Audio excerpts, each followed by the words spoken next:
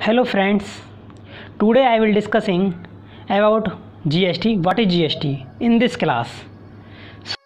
लेकिन इस क्लास को कंटिन्यू करने से पहले हम प्रीवियस क्लास के ऊपर ब्रीफ में डिस्कशन करेंगे ताकि हमारा कंसेप्ट क्लियर होता चले। तो जिस स्टूडेंट्स ने मेरी प्रीवियस क्लास नहीं देखी है तो सबसे पहले तो वो मेरी प्रीवियस क्लास को देख ले, क्योंकि GST क्लास 2 तभी उसके समझ में आ पाएगी। क्योंकि मैंने अपनी लाइफ में कई सारे ऐसे टैक्स कंसल्टेंट देखे हैं जिनको GST की एडवांस नॉलेज है, जिनको काफ़ी ज़्यादा एक्सपीरियंस है, लेकिन उनको फिर भी ये नहीं पता कि GST इंडिया में क्यों आया, क्या रीज़न था GST के आने का इंडिया में। सो फ्रेंड्स, आप उस रीज़न को पहले जान लीजिए मेरी क्लास को देखकर।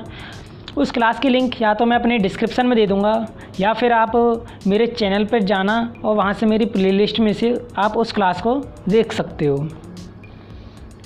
सो फ्रेंड्स, तो चलिए कंटेंट स्क्रीन पर देख लेते हैं हमने प्रीवियस क्लास में क्या सीखा था, फिर हम इस क्लास को कंटिन्यू करेंगे। सो फ्रेंड्स, ये हमारी कंटेंट स्क्रीन है। ये वो क्वेश्चंस हैं जो हमने प्रीवियस क्लास में सॉल्व किए थे, जिसके बिना GST इनकम्प्लीट है। GST की लर्निंग इन क्वेश्चंस के बिना इनकम्प्लीट है, तो इन क्वेश्चंस को समझना काफ़ी कंपलसरी है। अगर आप इन क्वेश्चंस को डिटेल में जानना चाहते हैं तो मेरी प्रीवियस क्लास देख लीजिएगा। मैं यहाँ पर सिर्फ इनका ब्रीफ में रिवीजन कराऊंगा। तो पहला क्वेश्चन है tax law before GST। GST से पहले कौन कौन से टैक्सेस थे? Example VAT, service tax, central tax, sales tax, entertainment tax, ऐसे काफ़ी ज़्यादा टैक्सेस थे जो GST से पहले लगाए जाते थे। लेकिन GST आने के बाद उन टैक्सेस को हटा दिया गया था। उसके पीछे कुछ रीज़न्स थे। पहला मेन रीज़न्स ये था कि डिफरेंट स्टेट्स थी, तो उन डिफरेंट स्टेट्स ने अपने डिफरेंट रूल्स और रेगुलेशंस बनाए हुए थे। उन डिफरेंट रूल्स और रेगुलेशंस के कारण प्रोफेशनल CA, अकाउंटेंट, बिजनेसमैन को काफ़ी ज़्यादा कंप्लायंसेस करने पड़ते थे। और सेकंड मेन रीज़न ये था कि cascading effect. Cascading effect means tax on tax, जिसके कारण किसी प्रोडक्ट की जो प्राइस थी वो काफ़ी ज़्यादा हाई हो जाती थी और महंगाई क्रिएट होती थी। सो फ्रेंड्स, उन पुराने टैक्सेस को हटा दिया गया और इसलिए इंडिया में GST लाया गया। सो सेकंड क्वेश्चन था why GST came into India. इसका रीज़न मैंने इसी में बताया था आपको।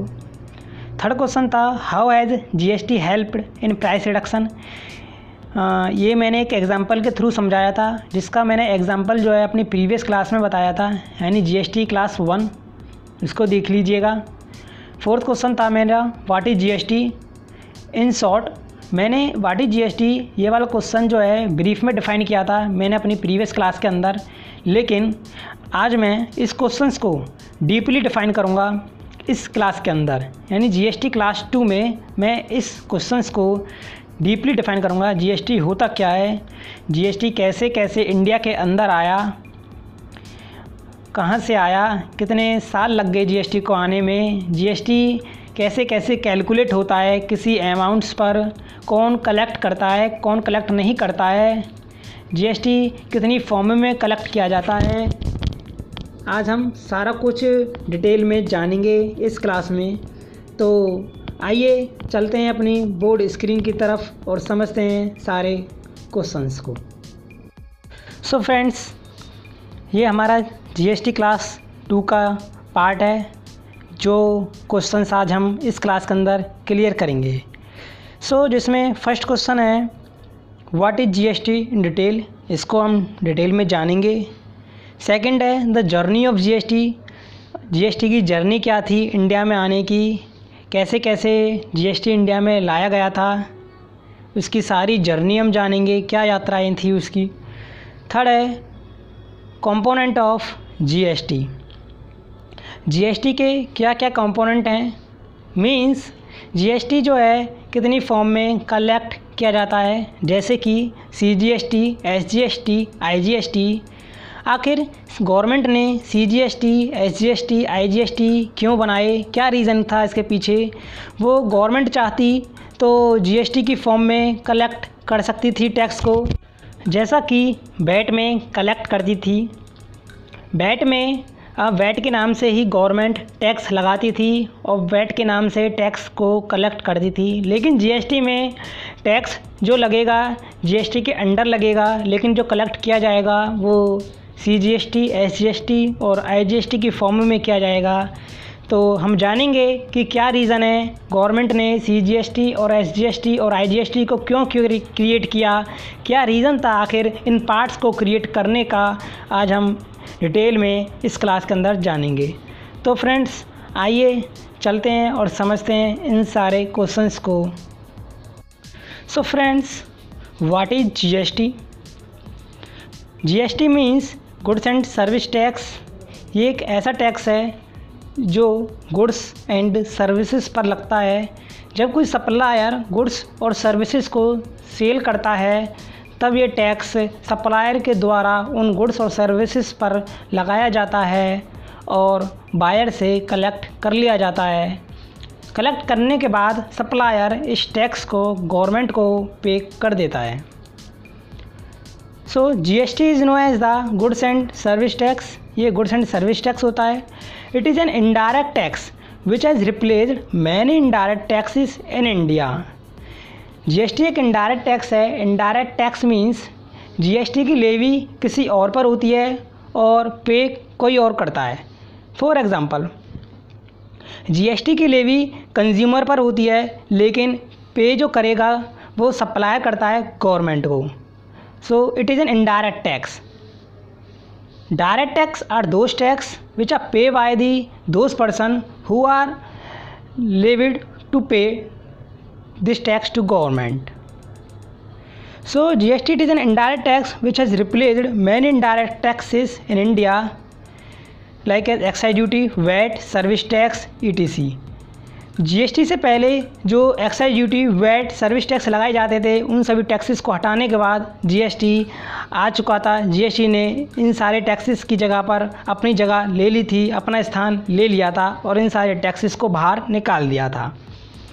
The goods and service tax act was passed in the parliament on 29 March 2017 and came into effect on 1 July 2017।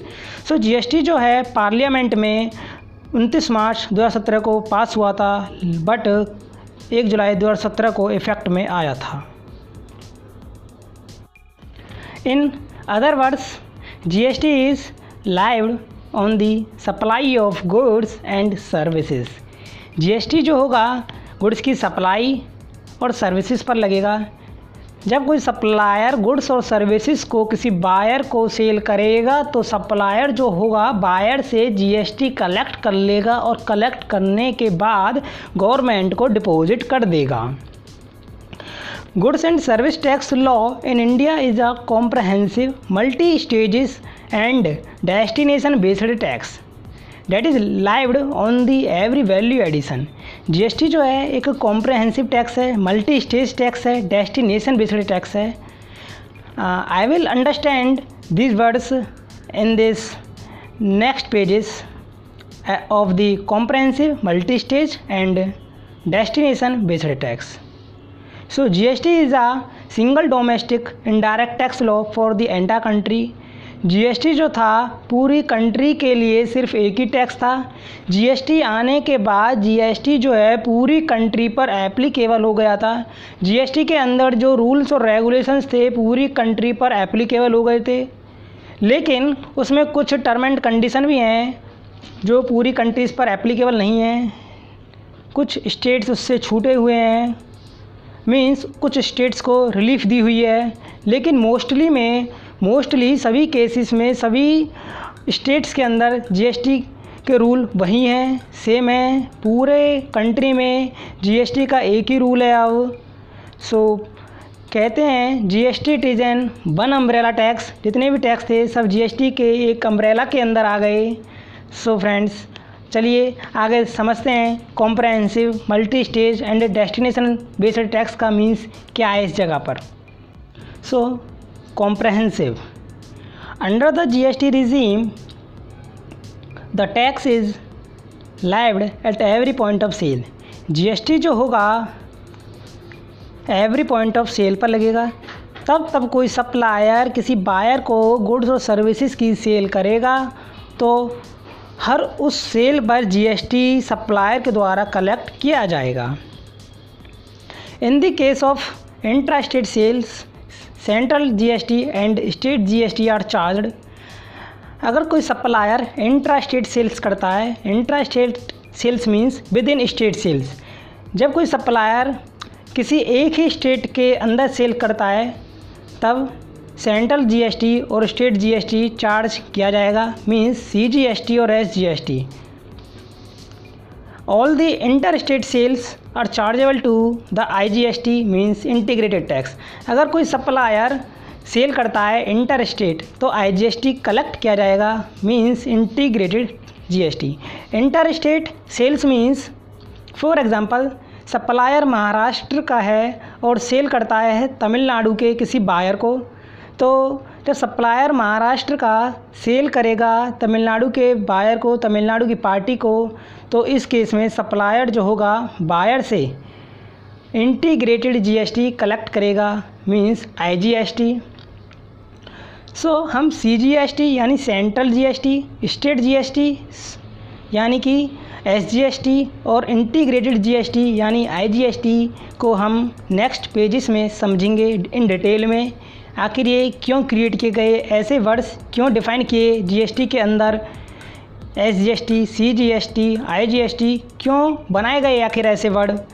Government चाहती तो टैक्स को जीएसटी के नाम से कलेक्ट कर सकती थी, चाहे सेल इंट्रा स्टेट करो या फिर इंट्रा स्टेट करो, विद इन स्टेट करो या फिर one state to another state करो, लेकिन उसने इन एसजीएसटी, सीजीएसटी और आईजीएसटी को क्रिएट किया।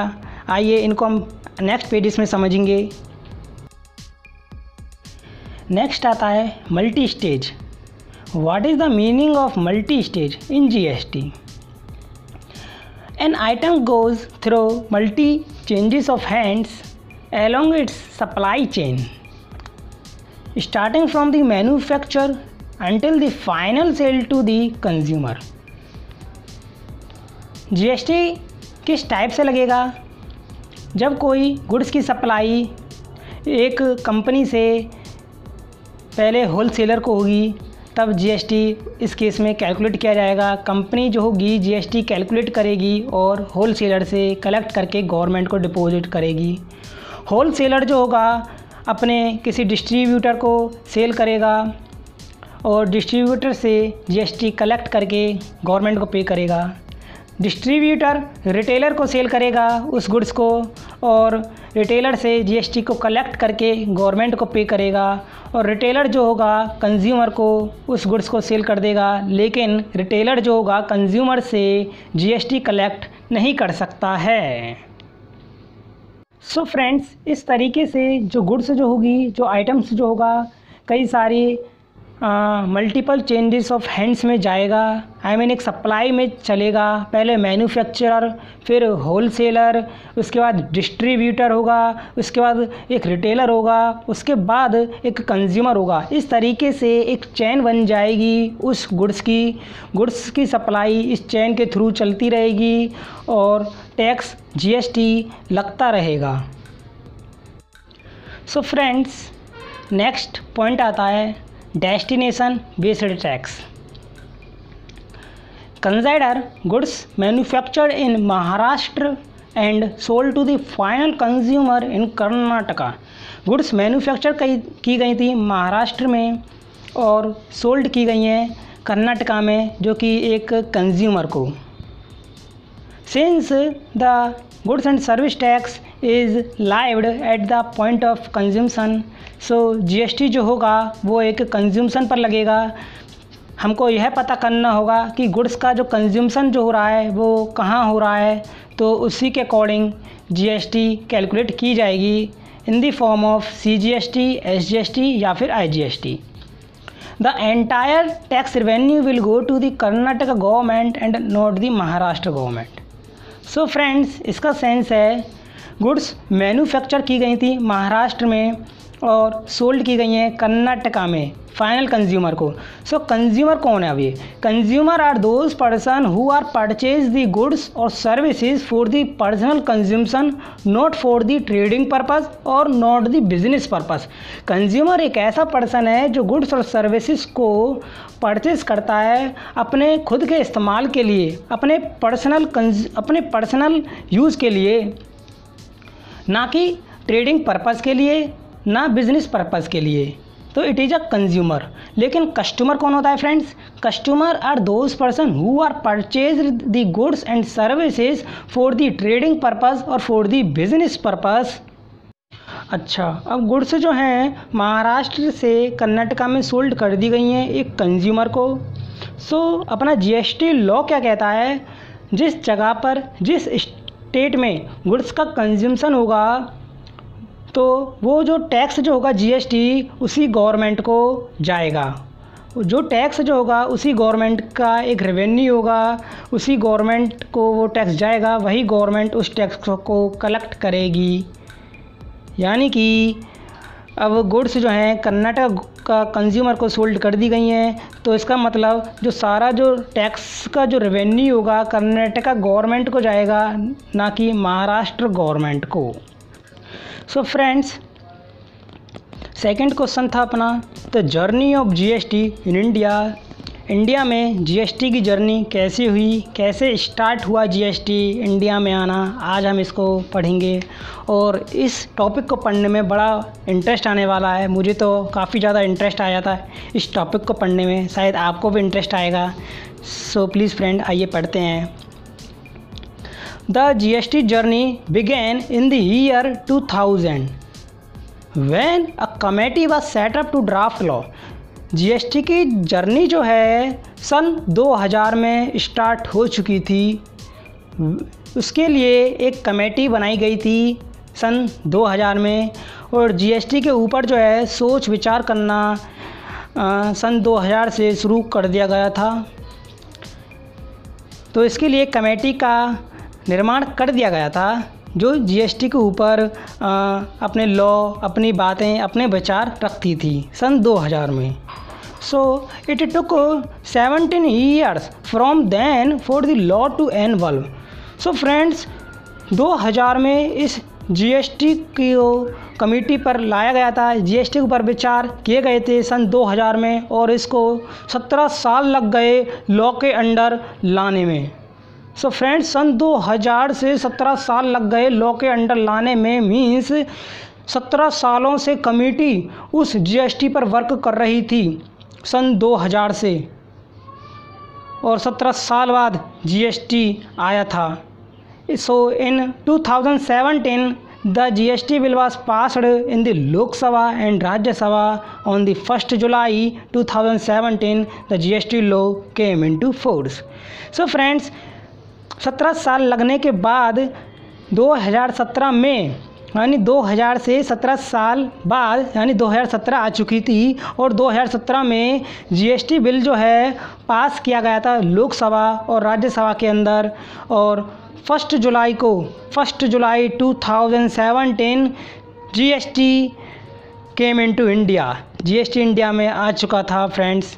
तो ऐसे जर्नी स्टार्ट हुई थी जीएसटी की इंडिया में, और अब यहाँ पर जीएसटी 1 जुलाई को पूरे इंडिया पर एप्लीकेबल कर दिया गया था। सो फ्रेंड्स, कैसा लगा ये जानकर कि जीएसटी अब आ चुका है इंडिया में। अब हम पढ़ते जाएंगे नेक्स्ट पेजेस की तरफ। यहाँ तक हमें पता चला कि जीएसटी क्यों लगाया गया था, इंडिया में क्यों लाया गया था, कैसे कैलकुलेट किया जाता है, और कैसे कैसे लाया गया था। 17 साल लग गए जीएसटी को लाने में इंडिया में। सो ये बहुत बड़ा फैक्ट है, 17 साल जो जीएसटी आया था। वैसे एक बात बता दूं, जीएसटी सबसे पहले जो है फ्रांस कंट्री में लगाया गया था जीएसटी, और इंडिया में जो जीएसटी जो है ब्राज़ील के जूअल सिस्टम पर वर्क करता है। जैसा जीएसटी ब्राज़ील के अंदर है ना, जिस तरीके से जीएसटी ब्राज़ील के अंदर अप्लाई है, उसी तरीके से जीएसटी इंडिया में अप्लाई है। उन्हीं तरीक़ों से जीएसटी इंडिया में कैलकुलेट किया जाता है फ्रेंड्स। तो आइए यहाँ पर हम 1 मिनट की सांस ले लीजिए आप, क्योंकि जीएसटी आ चुका है, खुशी मना लीजिए। तो चलिए अब नेक्स्ट टॉपिक की तरफ बढ़ते हैं। थर्ड टॉपिक जो रह गया था हमारा, आइए। सो थर्ड टॉपिक था हमारा friends, what are the components of GST. GST के क्या क्या कंपोनेंट थे। There are 3 type of taxes applicable under the GST system. First is CGST, second is SGST and third is IGST. CGST, SGST और IGST को मैं पिछले pages में define कर चुका हूँ, लेकिन अब मैं थोड़ा डिटेल में डिफ़ाइन करूँगा कि गवर्नमेंट ने ये वर्ड सीजीएसटी, एसजीएसटी और आईजीएसटी क्यों क्रिएट किए थे। आइए।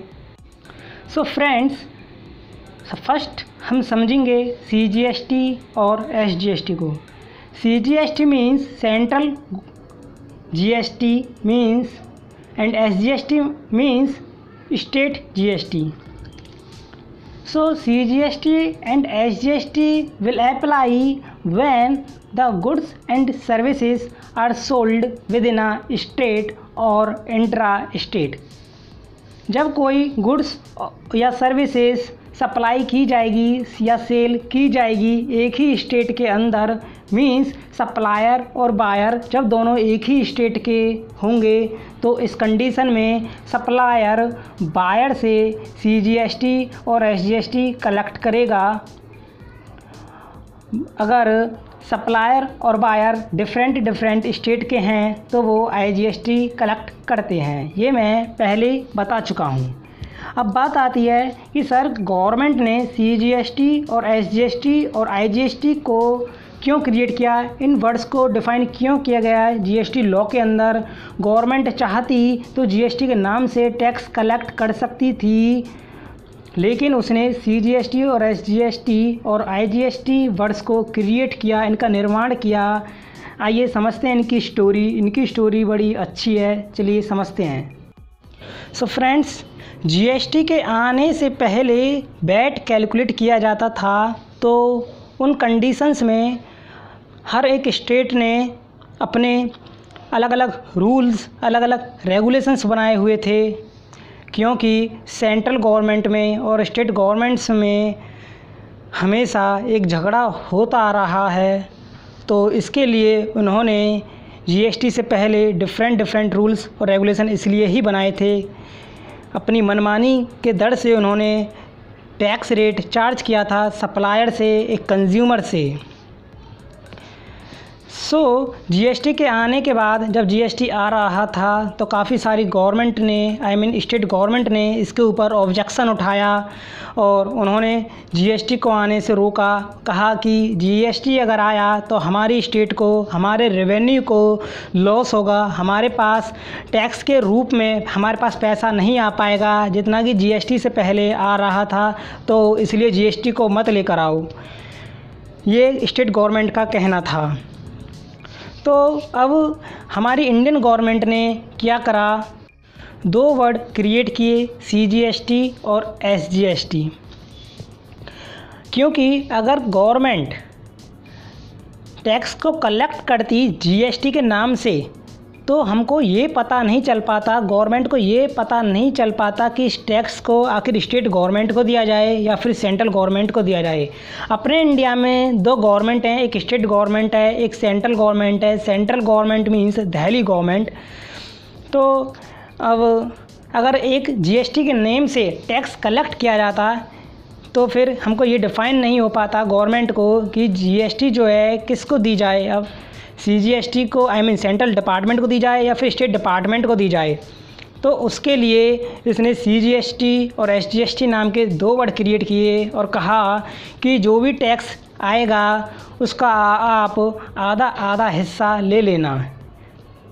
यानी कि जब सप्लायर बायर से जो टैक्स कलेक्ट करेगा उस टैक्स का आप आधा हिस्सा ले लेना, यानी आधा सेंट्रल गवर्नमेंट ले लेगी और आधा हिस्सा जो है उस टैक्स में से स्टेट गवर्नमेंट को चला जाएगा।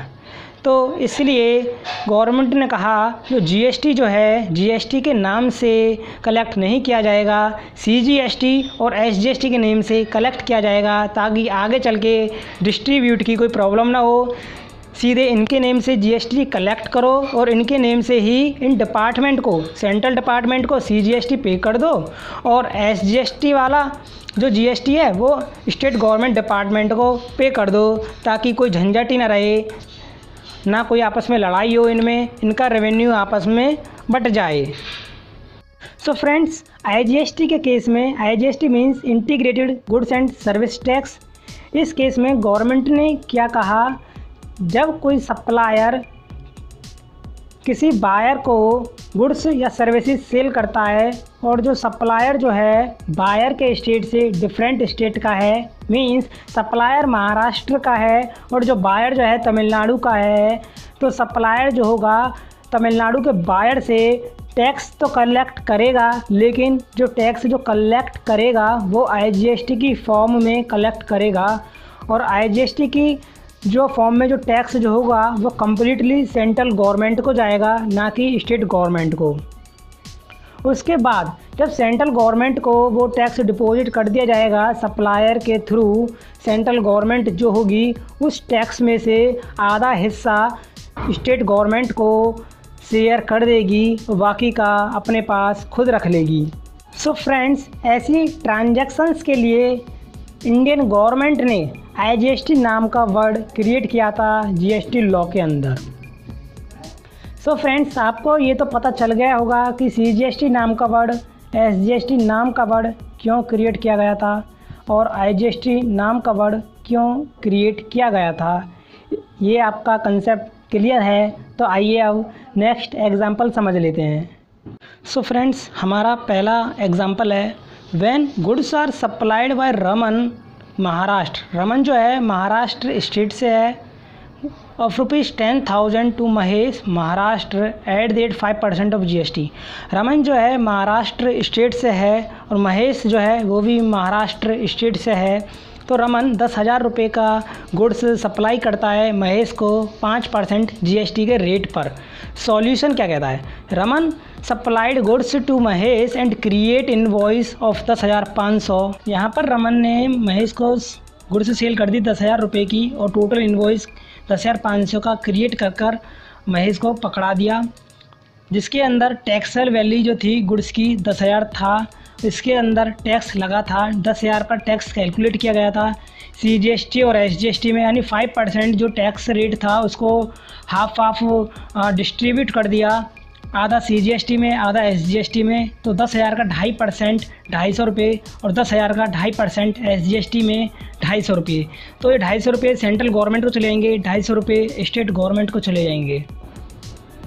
Second example, when goods are supplied by the Suresh to Hari. Suresh जो है महाराष्ट्र स्टेट से है और हरी जो है तमिलनाडु स्टेट से है। सुरेश ने हरी को गुड्स सप्लाई की 10,000 रुपये की 5% के जीएसटी रेट पर।